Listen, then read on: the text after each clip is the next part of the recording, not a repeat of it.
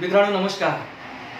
भारताचा अमृत महोत्सव आज संपूर्ण देशभर साजरा केला जात आहे आणि आज शाळांपासून महाविद्यालयांपर्यंत सर्व विद्यार्थी या उपक्रमामध्ये सहभागी झालेले आहेत, या अभियानामध्ये भाग घेत आहेत. आज प्रत्येक शाळेतून गावोगावी प्रभात फेरी काढली जात आहे आणि प्रत्येक गावातील शाळा जेव्हा गावामध्ये प्रभात फेरी काढते तेव्हा हातात राष्ट्रध्वज घेऊन भारत माता की जय, वंदे मातरम, जय जवान जय किसान अशा प्रकारे नारा जे लावतात त्यावेळेस अंगावरती रोमांच येतो, मन प्रफुल्लित होतं, आनंदित होतं.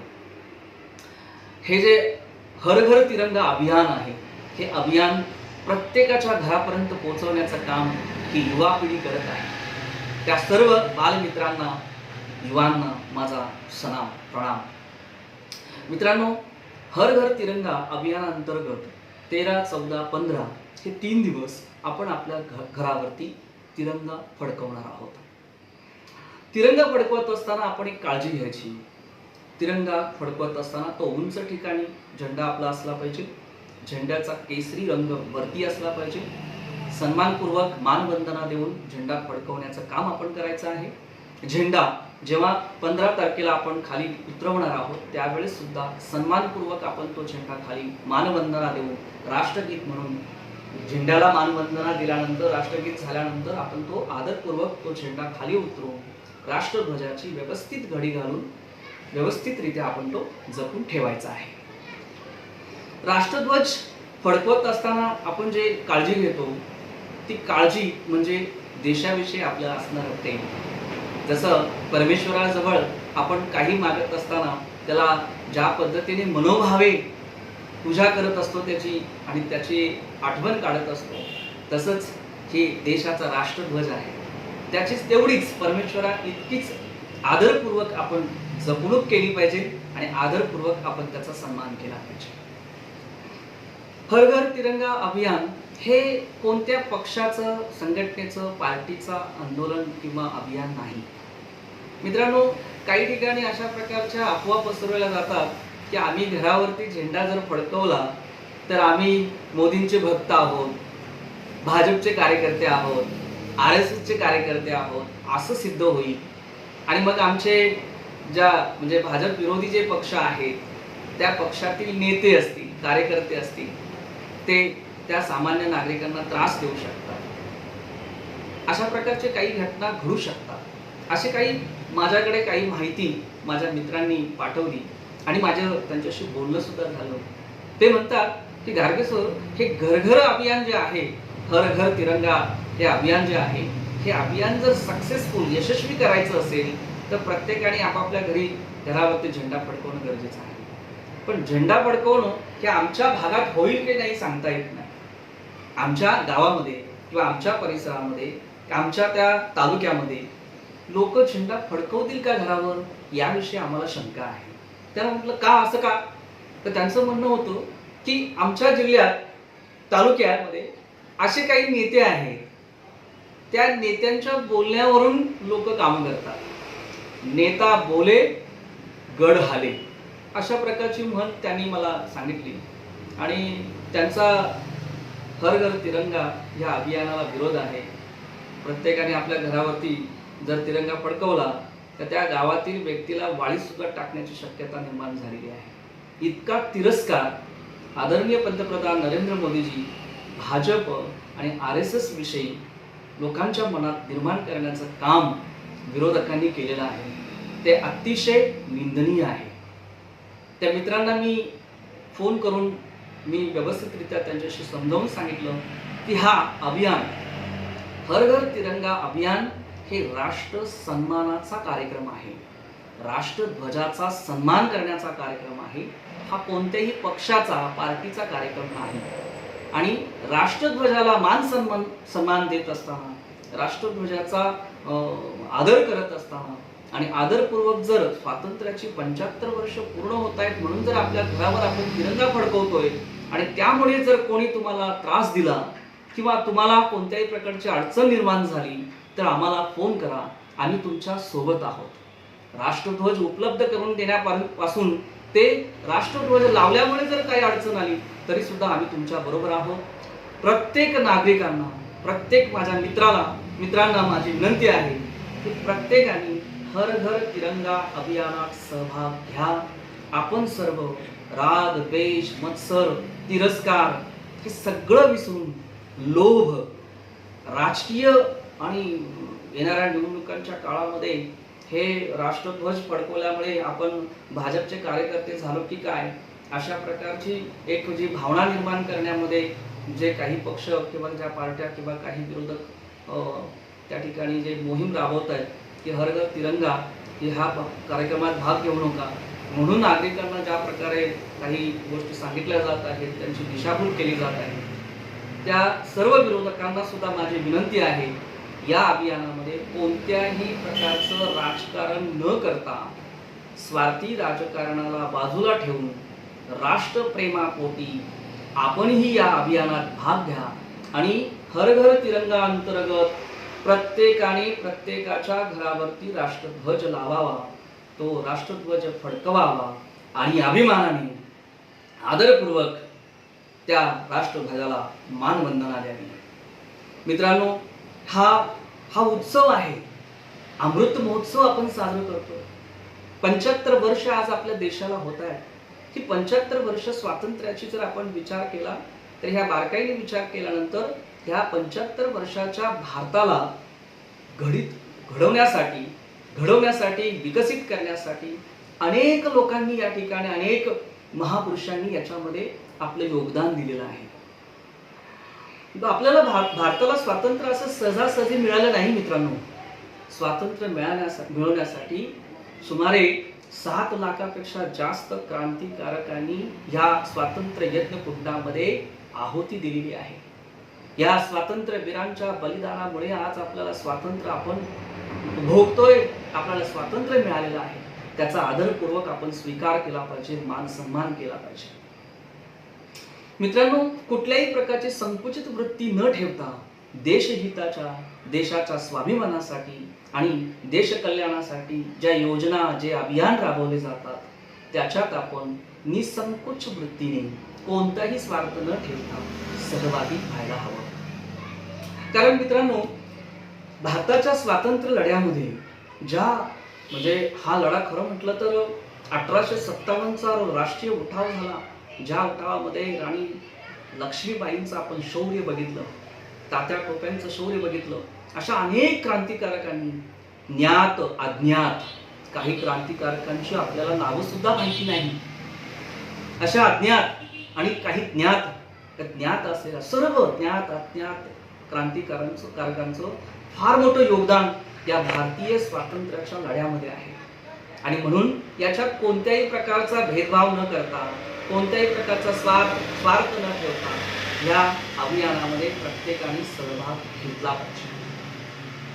बघा, अगदी झाशीची राणी लक्ष्मीबाई, तिथून आपण जर विचार केला तर आझाद हिंद फौज, सुभाषचंद्र बोस, स्वातंत्र्यवीर सावरकर, ह्या सगळे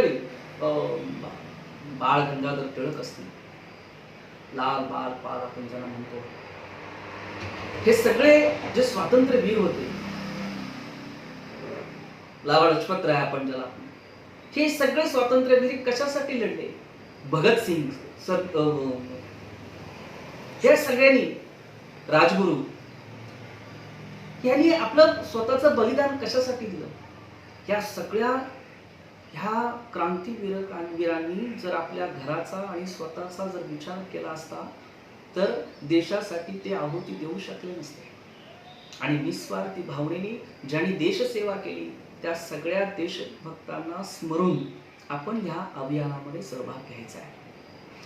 आदरणीय पंतप्रधान नरेंद्र मोदीजी हे जे अभियान राबवत आहेत, हे अभियान राबवण्यामध्ये देशनिष्ठा आहे, देशसेवा आहे, देशाविषयी अभिमान आहे. कोणत्याही प्रकारचा स्वार्थ त्याच्या मागे नाही आहे मित्रांनो. आदरणीय पंतप्रधानांचं जे ध्येय वाक्य आहे ते सबका साथ, सबका विकास, सबका विश्वास, सबका प्रयास, ह्या 4 सूत्रीवरती ते काम करत आहेत. आणि त्यांच्यासमोर असणारे जे आदर्श आहेत ते झाशीची राणी लक्ष्मीबाई असेल, तात्या टोपे असतील, सुभाषचंद्र बोस असतील, सावरकर असतील, स्वातंत्र्यवीर सावरकर यांचं जीवन चरित्र म्हणजे एक प्रेरणा आहे. महात्मा गांधी असतील, अशा अनेक ह्या चळवळीच्या नेत्यांनी जो स्वातंत्र्य लढ्यामध्ये जे योगदान दिलं त्या सर्वांना आदर्श मानून पंतप्रधान नरेंद्र मोदीजी काम करत आहेत. स्वातंत्र्य लढ्यासाठी ज्याने आपल्या देहाची आहुती दिली, प्राणाचं बलिदान दिलं, त्या सर्व क्रांतीवीरकांचं स्मारक आदरणीय पंतप्रधान नरेंद्र मोदींच्या माध्यमातून मोदी सरकारने तयार केलं. वॉर मेमोरियल तयार झाले, सैनिकांसाठी स्मारक तयार झालं. जालियनवाला हत्याकांडामध्ये ज्या स्वातंत्र्य वीरांचा बळी गेला त्यांच्यासाठी मान सन्मानाचं स्मारक तयार करण्यात आलं. तर अशा अनेक उपक्रम आदरणीय पंतप्रधान नरेंद्र मोदीजींच्या हस्ते आज देशसेवेसाठी केले जात आहेत. बरं, हे सर्व करत असताना आदरणीय पंतप्रधानांनी ज्या स्वातंत्र्यवीरांना आदर्श मानून डोळ्यासमोर त्यांना ठेवून जे काम करत आहेत त्याच्या मागे जर आपण त्यांची भावना जर बघितली तर निस्वार्थी आहे. आज देशासाठी 24 तास काम करणारा, कधीही सुट्टी न घेणारा पंतप्रधान देशाला मिळाला आहे. हे सौभाग्य आहे, अभिमानाची गोष्ट आहे. आदरणीय पंतप्रधानांचं जे ध्येय आहे ते ध्येय या सगळ्या स्वातंत्र्यवीरांची जी इच्छा होती ती इच्छा पूर्ण करण्याचं आहे. जसं डॉक्टर श्यामाप्रसाद मुखर्जी, आता डॉक्टर श्यामाप्रसाद मुखर्जींचा जर विचार केला तर त्यांनी संपूर्ण आयुष्य देशसेवेसाठी वाहून घेतलं. पश्चिम बंगालमधून त्यांचा उदय झाला, त्यांचं जन्मस्थळ आहे आणि त्या बंगालने अनेक हजारो क्रांतिकारक दिले. त्या अनेक हजारो क्रांतिकारकांपैकी एक म्हणजे डॉक्टर श्यामाप्रसाद मुखर्जी. आता श्यामाप्रसाद मुखर्जी यांनी सक्रिय राजकारणामध्ये 1939ला सहभाग घेतला. त्याच्यानंतर 1947ला स्वातंत्र्य मिळाल्यानंतर आपले जे पहिलं केंद्रीय मंत्रिमंडळ तयार झालं त्या केंद्रीय मंत्रिमंडळामध्ये डॉक्टर श्यामाप्रसाद मुखर्जी सहभागी झाले. ते एकमेव नेते होते जे गैर काँग्रेसी होते. एकच व्यक्ती जो काँग्रेसच्या व्यतिरिक्त असणारा व्यक्ती होता. तर ह्या सरकारमध्ये सहभाग घेतल्यानंतर सुद्धा त्यांनी असा विचार नाही केला की हे सगळे काँग्रेसवाली आहेत आणि मी एकटाच वेगळा आहे, वेगळ्या विचारांचा आहे. त्यांची काँग्रेसच्या त्या काळाची जी नीती होती त्या नीतीला त्यांचा कडाडून विरोध होता. देशविघातक, देशाचे तुकडे करणारी नीती, हिंदूंना त्रास देणारी, छळ करणारी नीती, त्या नीतीच्या विरोधात ते होते. त्यांनी मंत्रिमंडळातून काही 1950ला ते मला वाटते बाहेर पडले आणि 1950ला त्यावेळची भारताची परिस्थिती अत्यंत वाईट होती. अत्यंत वाईट परिस्थितीमध्ये भारत बघितल्यानंतर ते दुःखी झाले, कष्टी झाले, अत्यंत निराश झाले. परंतु पुन्हा भारताचं स्वातंत्र्य चिरायू राहावं, भारत अखंड राहावा आणि काश्मीर हा भारताचा अविभाज्य अंग आहे आणि ते काश्मीर, त्या काश्मीरमध्ये स्वतंत्र भारताचा झेंडा असावा. म्हणजे त्या ठिकाणी काय होतं काश्मीरमध्ये की दोन भारताचा झेंडा वेगळा, तिरंगा वेगळा आणि काश्मीरचा झेंडा वेगळा. भारताचं संविधान वेगळं, काश्मीरचं संविधान. तर ते म्हणा, ये नहीं चलेगा, एक देश दो निशान, दो संविधान, ये नहीं चलेगा. संपूर्ण काश्मीर हा आपला आहे, तो भारताचा अविभाज्य अंग आहे आणि म्हणून संपूर्ण काश्मीर हे भारतात त्याचं विलीनीकरण झालं पाहिजे. त्यासाठी डॉक्टर श्यामाप्रसाद मुखर्जी यांनी आंदोलन सुरू केलं. त्यांनी काश्मीरकडे कूच केलं. जम्मूची बॉर्डर ओलांडत असताना त्यांना अटक करण्यात आली, कारण जम्मूमध्ये प्रवेश दिला जात नव्हता. आणि विना परवानगी त्यांनी जम्मूमध्ये प्रवेश केल्यामुळे त्यांना अटक झाली. अटक झाल्यानंतर 40 दिवस ते जेलमध्ये होते आणि 40 दिवसाच्या तुरुंगवासात त्यांचा मृत्यू झाला. त्यांचा मृत्यू हा संशयास्पद होता. त्यांच्या मृत्यूचं गूढ आजही उलगडलं गेलं नाही. त्या स्वातंत्र्यवीरांनी आपल्या प्राणाची आहुती कशासाठी दिली? तर देशाचं अखंडत्व राहावं. काश्मीर हा भारताचा अविभाज्य अंग आहे आणि ते काश्मीर, संपूर्ण काश्मीर भारताचा आहे. यासाठी आपल्या प्राणाची आहुती देणाऱ्या आदरणीय डॉक्टर श्यामाप्रसाद मुखर्जी यांचं संपूर्ण आयुष्य आज प्रत्येकासाठी प्रेरणादायी आहे. आणि म्हणून आदरणीय पंतप्रधान नरेंद्र मोदीजींच्या नेतृत्वाखाली जेव्हा सरकार आलं, त्यानंतर या सरकारने कायदा जो 370 कलम होतं ते काश्मीरमधला 370 कलम हटवलं मित्रांनो. आणि 370 कलम हटवल्यामुळे आज काश्मीरमध्ये भारतातील कोणताही नागरिक त्या ठिकाणी जाऊ शकतो आणि त्या ठिकाणी राहू शकतो. आज काश्मीरमध्ये तिरंगा मान सन्मानाने डोलतोय. खूप चांगल्या प्रकारे त्या ठिकाणचं वातावरण निर्माण झालेलं आहे. भारताशी काश्मीर एकरूप झाला आहे, एकजीव झाला आहे. काश्मीर खऱ्या अर्थाने आज भारताचा हिस्सा आहे. त्याचं श्रेय आज या मोदी सरकारला आपण द्यायला हवं. 370 कलम दूर झाल्यामुळे आज काश्मीर मधली जनता सुखी आहे. काही फुटीरवादी लोक आहेत, देशद्रोही लोक आहेत, जे आजही नरेंद्र मोदींना खूप अगदी शत्रू मानतात किंवा तिरस्काराने त्यांच्याकडे बघतात. त्यांच्या प्रत्येक गोष्टीला, प्रत्येक कार्यक्रमाला, प्रत्येक अभियानाला विरोध करतात. मित्रांनो, परंतु त्यांचं ध्येय स्पष्ट आहे, एक भारत श्रेष्ठ भारत. आणि ते श्रेष्ठ भारत करण्यासाठी आपल्या सर्वांनी योगदान दिलं पाहिजे. त्यानंतर त्यांचं एक दुसरं आदर्श व्यक्तिमत्व भारतामध्ये जे आहे ते म्हणजे पंडित दीनदयाल उपाध्याय. पंडित दीनदयाल उपाध्याय हे सर्वांचे आदर्श आहेत. आपल्या सर्वांचे आदर्श आहेत, तसे आदरणीय पंतप्रधान नरेंद्र मोदींचे सुद्धा ते आदर्श आहेत. पंडित दीनदयाल उपाध्याय यांचं ध्येय होतं की भारतामधून गरिबी दूर झाली पाहिजे. एकात्मताचा विचार त्यांनी दिला आणि अंत्योदय, भारतातील प्रत्येक व्यक्तीपर्यंत स्वातंत्र्याचा आनंद पोहोचला पाहिजे.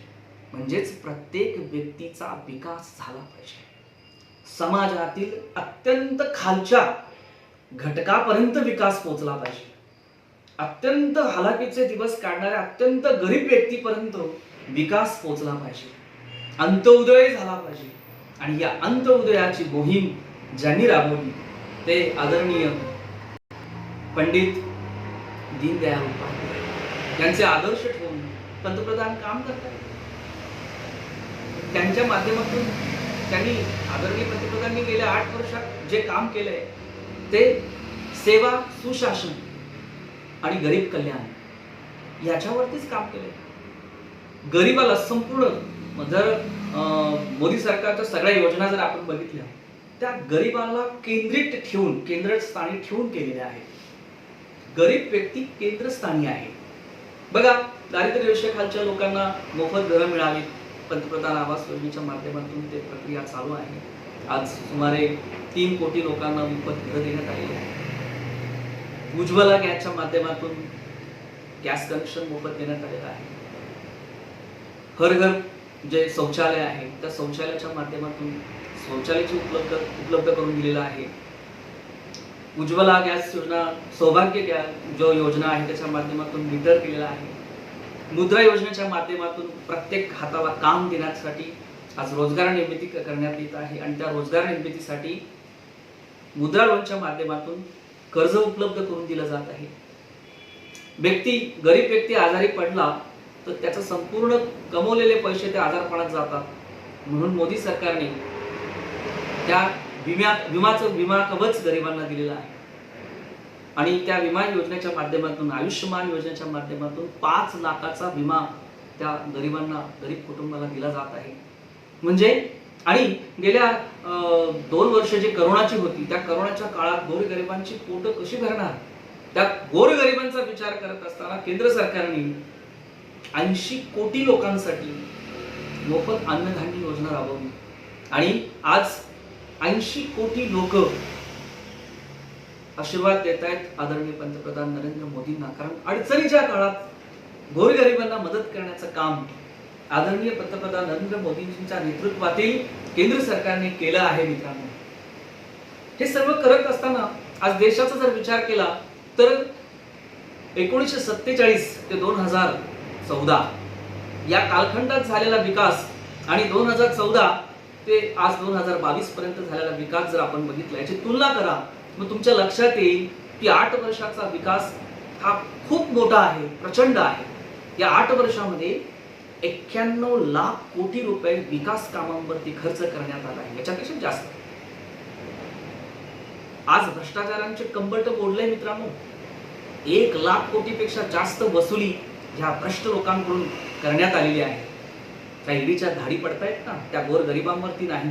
ज्यांनी भ्रष्टाचार करून देशाला फसवून पैसा लुटलेला आहे अशा लोकांवरती ईडीच्या धाडी पडतायत आणि कोट्यावधीची माया आज देशाकडे जमा होत आहे. देशाचा पैसा देशाला परत मिळवण्याचं काम आदरणीय पंतप्रधान नरेंद्र मोदीजींच्या हस्ते जे आज या प्रशासनाच्या व्यवस्थेच्या माध्यमातून होत आहे, त्यासाठी प्रत्येकाने आदरणीय पंतप्रधान नरेंद्र मोदींचा आज मान सन्मानच करायला हवा. कोणत्याही प्रकारचा राग द्वेष न करता देशहिताच्या कामामध्ये प्रत्येकाने सहभाग घेतलाच पाहिजे. मित्रांनो, विकास जर आपण बघितला तर गेल्या 8 वर्षामध्ये रस्ते, खेडोपाडी रस्ते नव्हते.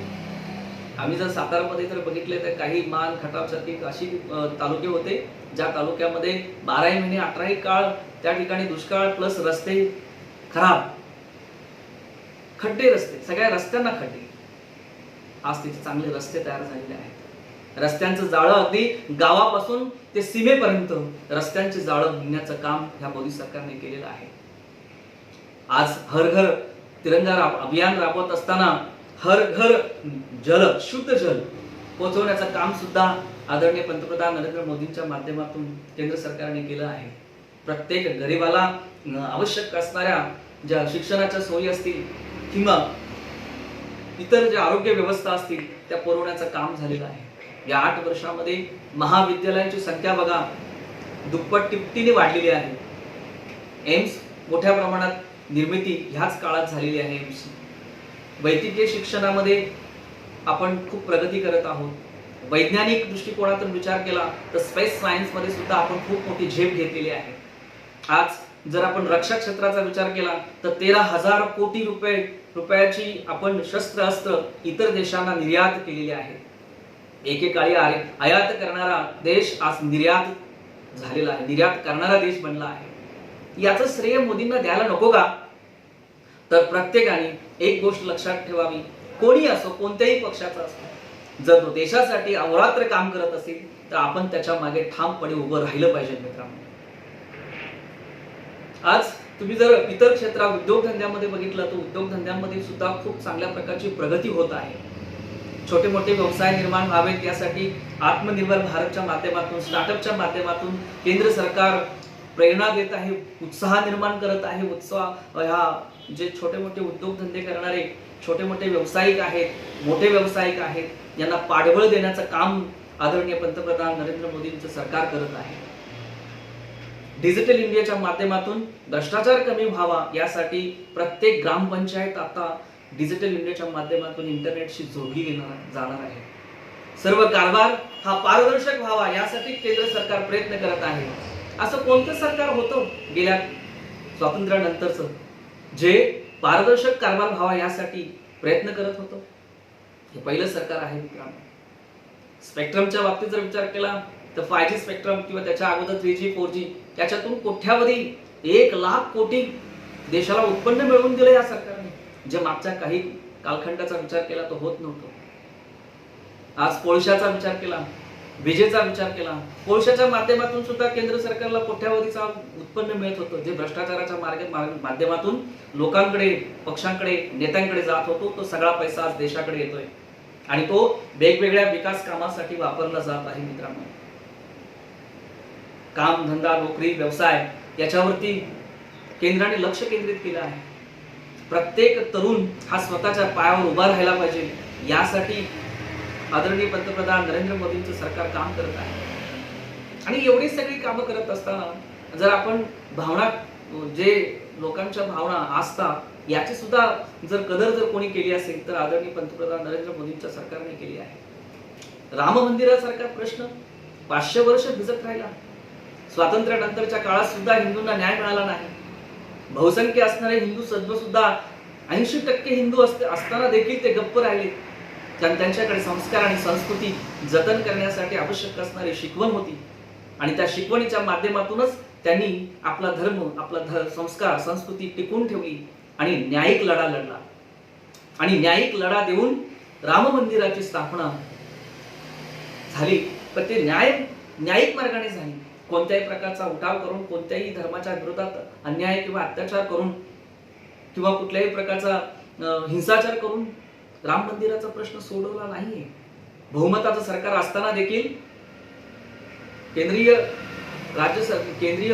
मंत्रिमंडळाने संपूर्णपणे नरेंद्र मोदींवर विश्वास ठेवला आणि नरेंद्र मोदीजींनी संपूर्ण विश्वास न्याय देवतेवर ठेवला आणि न्याय व्यवस्थेच्या माध्यमातून राम मंदिराचा प्रश्न सुटला. मित्रांनो, एकही दगड कधी या भारतामध्ये कुठल्याही गल्ली मोहल्ल्यामध्ये टाकला गेला नाही किंवा कोणी दंगल केली नाही. असे अतिशय संवेदनशील असे प्रश्न आदरणीय पंतप्रधान नरेंद्र मोदींच्या काळामध्ये सोडवले गेले असतील तर त्यांना आपण सॅल्यूट, नमस्कार, प्रणाम केलाच पाहिजे.